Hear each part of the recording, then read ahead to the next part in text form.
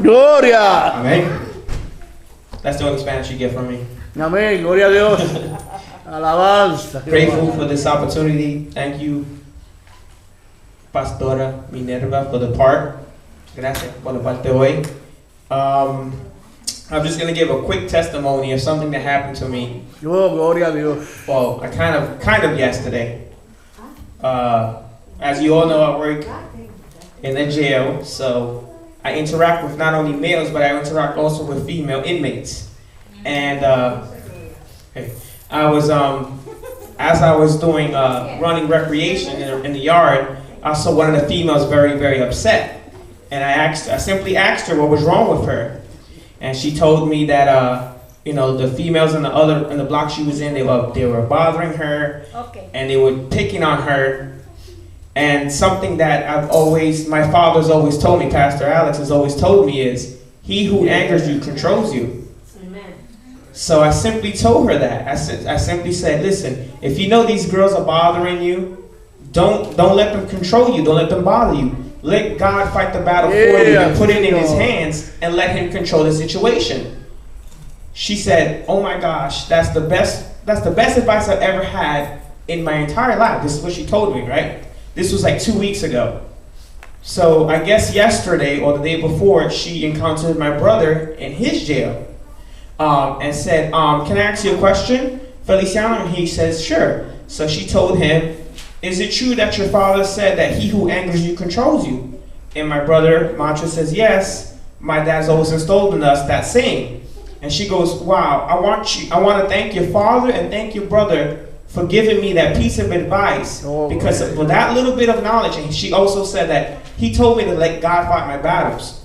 And that little bit of knowledge that he planted in me made me change the way I'm thinking about everything. And she said that she was having no more problems in the jail, and she wasn't having no more problems in the outside with her own family. And I said to myself, I was at work, when I came out of work and I read what my brother posted, I was like, wow, something that we say that we don't even know what we're saying, planted a seed in somebody's life for the glory of God and made her change her ways of thinking. Yes. And the first thing that came to my mind was Proverbs 22 and verse 6. It says, train your child the way he should go, and when he gets old, he would never depart from it.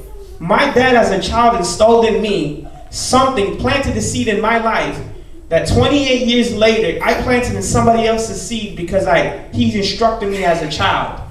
And it's really deep if you think about it, that you don't even realize the seed that's planted in your life, and you just say something to someone so impacting that somewhere else, that's not myself, that's my brother, impacted her life so much to share with my brother about what my dad said to me years ago. So my word to you today is, even if it's something that you don't even think that's not going to say nothing to somebody, that's not going to hurt, that's not going to save them, just say it. If you feel it in your heart, you never know the impact that they may have in their lives. Maybe not at the time, but maybe weeks to come, maybe years to come, that something dawns in their lives that, you know what? I thank you for that little bit of word that you said in my life, because it changed. She says it changed the way she thought about everything from that point on. And I give all the honor and glory to my God, also to my pastor, also to my brother, who's a very big role model in my life. That my simple conversation, my simple saying that my dad told me changed this woman's aspect of thinking in life. So it was just a small little testimony. That was it. It was not very much, but I know my brother said he was proud. My mom and my aunt and my sister-in-law. My sister-in-law's getting to you.